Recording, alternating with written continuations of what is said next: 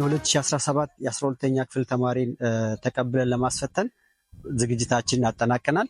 በተለይ ከምግብ ቤት ዙሪያ ያሉትን አጠቃላይ ሂደቶች ዝግጅቱን የምግብ ግብአት ጀምሮ እስከ ማብሰያ ድረስ ያሉትን ቅድመ ዝግጅት አጠናቀናል። የምኝታ አገልግሎትም እንዲሁ በሚያስፈልገው መልኩ ለተማሪዎች አመቺ በሆነ ቦታ የዶርም ንጽህናውን በመጠበቅ ድልድል አድርገን እነሱን ለመቀበል ቅድመ ዝግጅታችንን አጠናቀናል። ሌላው ከሚጠቀሰው አንዱ የቅድመ ዝግጅት ውስጥ የተማሪዎች ክሊኒክ ነው። የጤና ጉዳይን የሚያሳሳቢ ስለሚሆን በዛ ዘርፍ ያለውን ቅድመ ዝግጅትም ጨርሰናል። ፈተኛ ማዕከላቶችን በሁለት መልኩ፣ አንደኛው በኦንላይን ነው፣ ሁለተኛው ደግሞ በክላስ ገብቶ የሚፈተኑት ነው። እነዚህም ፈተኛ ማዕከላቶችን አስፈላጊውን ቅድመ ዝግጅት አድርገናል።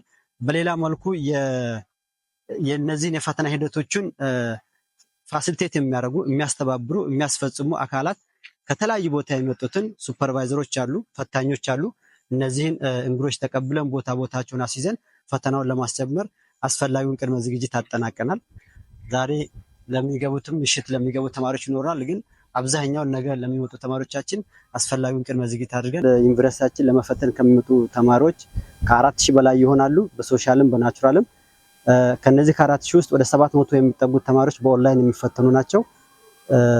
በሁለት ዙር የሚገቡ ተማሪዎቻችን ሲሆኑ ለነዚህ ተማሪዎች አስፈላጊውን ቅድመ ዝግጅት ቅድም በጠቀስከው መልኩ አጠናቀናል።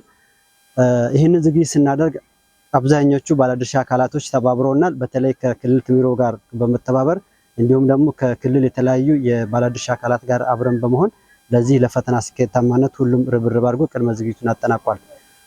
ይህ በእንዲህ እንዳለ ሰመራ ዩኒቨርሲቲ ላለፉት ተከታታይ ዓመታት የ12ኛ ክፍል ተማሪዎችን ሲያስፈትን ፍጹም ሰላማዊ በሆነ መልኩና ውጤታማ በሆነ መልኩ አጠናቋል። የ2017 የ12ኛ ክፍል የፈተና ሂደቱም ፍጹም ሰላማዊ በሆነ መልኩ እንደሚጠናቀቅ ከፍተኛ እምነት አለኝ።